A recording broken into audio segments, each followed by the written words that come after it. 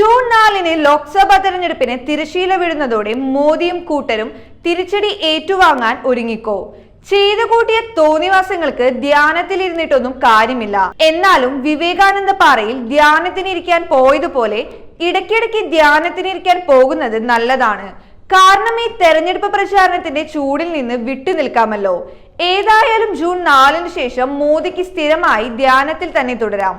പ്രധാനമന്ത്രി പദവി തീരാൻ ഇനി അവശേഷിക്കുന്നത് അല്പം നാളുകൾ മാത്രം. ദൈവമാണെങ്കിൽ അമ്പലത്തിൽ പോയിരിക്കണം, അല്ലാതെ രാഷ്ട്രീയം കളിക്കാൻ നിൽക്കരുത്. ലോക്സഭാ തെരഞ്ഞെടുപ്പ് പ്രചാരണം അവസാന ലാപ്പിൽ എത്തി നിൽക്കുമ്പോൾ BJPക്ക് അടിപതറി എന്ന പ്രചാരണം ശക്തമാക്കി പ്രതിപക്ഷ സഖ്യം. നരേന്ദ്രമോദി സർക്കാർ വീണ്ടും അധികാരത്തിലെത്തില്ലെന്ന ആത്മവിശ്വാസമാണ് പ്രതിപക്ഷ നേതാക്കൾ ശക്തമായി മുന്നോട്ട് വയ്ക്കുന്നത്. കോൺഗ്രസ് അധ്യക്ഷൻ മല്ലികാർജുൻ ഖാർഗെ, മമതാ ബാനർജി, ലാലു പ്രസാദ് യാദവ് തുടങ്ങിയ മുതിർന്ന നേതാക്കൾ തന്നെയാണ് പ്രചാരണത്തിന് ശക്തി പകരുന്നത്. ഇന്ത്യ മുന്നണി തികഞ്ഞ ആത്മവിശ്വാസത്തിലാണ് എന്ന് വ്യക്തമാക്കുന്നതാണ് നേതാക്കളുടെ പ്രചാരണം. ജൂൺ 4 ശേഷം പ്രധാനമന്ത്രി നരേന്ദ്രമോദിയും ആഭ്യന്തരമന്ത്രി അമിത്ഷായും തൊഴിൽരഹിതരാകുമെന്നാണ് കോൺഗ്രസ് നേതാവ് മല്ലികാർജുൻ ഖാർഗെ ഉൾപ്പെടെ ഉള്ളവരുടെ പരാമർശം. രാജ്യത്തെ ജനങ്ങൾ നരേന്ദ്രമോദി സർക്കാരിനെ തിരസ്കരിച്ച് ഇന്ത്യ സഖ്യത്തെ അധികാരത്തിലേറ്റുമെന്നും കോൺഗ്രസ് അധ്യക്ഷൻ പ്രതികരിച്ചിരുന്നു.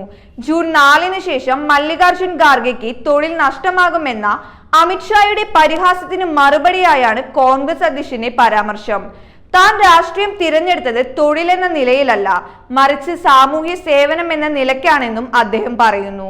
400 സീറ്റുകൾ നേടി 3ാം ഊഴം നേടുമെന്ന BJPയുടെ അവകാശവാദത്തെയും മല്ലികാർജുൻ ഖാർഗെ തള്ളിയിരുന്നു. പശ്ചിമ ബംഗാൾ, ഒഡീഷ സംസ്ഥാനങ്ങളിൽ മുന്നേറ്റം നേടാനാവാതെ BJP എങ്ങനെയാണ് 400 സീറ്റുകൾ സ്വപ്നം കാണുന്നത് എന്നായിരുന്നു ഖാർഗെയുടെ ചോദ്യം. കർണാടകയിൽ ഇന്ത്യ മുന്നണി 10 മുതൽ 15 സീറ്റുകൾ വരെ നേടും. തെലങ്കാനയിൽ 2 സീറ്റുകൾ ഉണ്ടായിരുന്ന ഇന്ത്യ മുന്നണി ഇത്തവണ 8 മുതൽ 10 സീറ്റുകൾ സ്വന്തമാക്കും. ഫലം വരുമ്പോൾ ഇന്ത്യ മുന്നണിയുടെ സീറ്റുകൾ ഉയരുകയും BJP തിരിച്ചടി നേരിടുകയും തന്നെ ചെയ്യും. പിന്നെ എങ്ങനെയാണ് 400 എന്ന സംഖ്യ BJP സ്വപ്നം കാണുന്നത്?